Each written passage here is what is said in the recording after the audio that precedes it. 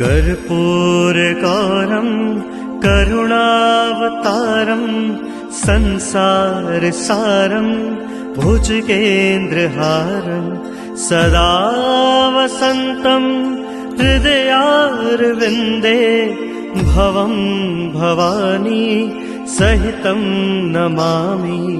मायाकुण्डलिनी क्रियामधुमती काली कलामालिनी मातङ्गी विजया जया भगवती देवी शिवा शाम्भवी शक्ति शङ्कर बलभात्र्यनयना वाग्वाहिनी मा भैरवी ह्रीङ्काली त्रिपुरा पुरा भगवती माता कुमारेश्वरी माता कुमारेश्वरी।